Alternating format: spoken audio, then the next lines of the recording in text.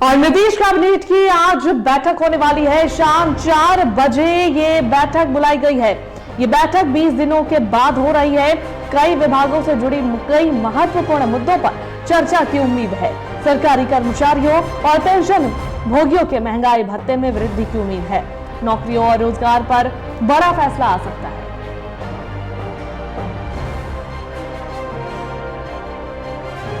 आज महत्वपूर्ण बैठक सीएम नीतीश कुमार ने आज शाम 4 बजे कैबिनेट की बैठक बुलाई है।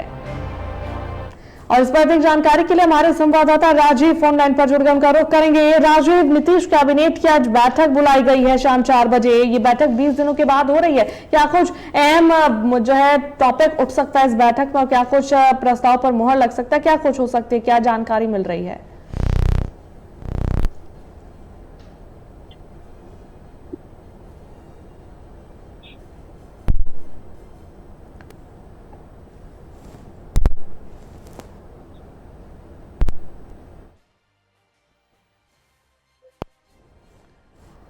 तो हमारा संपर्क अभी हमारे संवाददाता से टूट गया है। फिलहाल आपको बता दें कि आज ये बैठक होने वाली है नीतीश कैबिनेट की। शाम 4 बजे सीएम नीतीश कुमार ने बैठक बुलाई है कैबिनेट की। ये बैठक 20 दिनों के बाद हो रही है।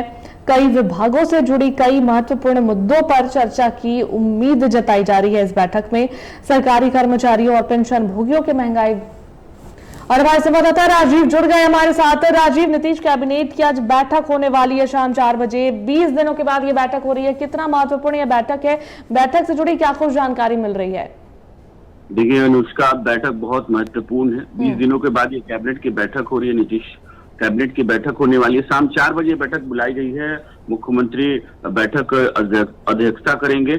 बैठक में कई अहम जो है विभागों के महत्वपूर्ण मुद्दों पर भी चर्चा होगी। लेकिन सबसे बड़ा यह है कि विधानसभा चुनाव है तो कहीं ना कहीं कैबिनेट में बड़ा फैसला हो सकता है। बड़ा फैसला के तौर पर अगर कह लिए कि नौकरी और रोजगार का जो नीतीश कुमार ने वादा किया है वो हो सकता है कि कैबिनेट में विभिन्न विभागों में फिर से सृजित किया जाएगा। ये भी हो सकता है। कहा जा रहा है कि सरकारी नौकरियों की जो है वादा जो है वो पूरा करेंगे विभिन्न विभागों में। पिछली बार भी जब कैबिनेट की बैठक हुई थी तो उसमें भी कम से कम 3000 से ज्यादा नौकरियां, उससे पहले लगभग 30,000 से ज्यादा नौकरियां की एक तरीके से उन्होंने दिया था। तो सृजित जो वो किए जा रहे हैं। तो इसके ये है कि कहीं ना कहीं एक बड़ा वादा भी कर सकता है। और पेंशन भोगियों को जो है उसमें जो डीए मिल सकता है, ये कहा जा रहा है कि डीए की जो है, क्योंकि बहुत दिनों से डीए का जो बैकलॉग है वो था, क्योंकि केंद्र सरकार दे चुकी है और अभी राज्य सरकार नहीं अनाउंस किया। तो हो सकता है कि इस समय डीए के अनाउंसमेंट कर दिया जाए तो उन जो पेंशन भोगियों को वो भी एक फायदा हो सकता है। अनुष्का,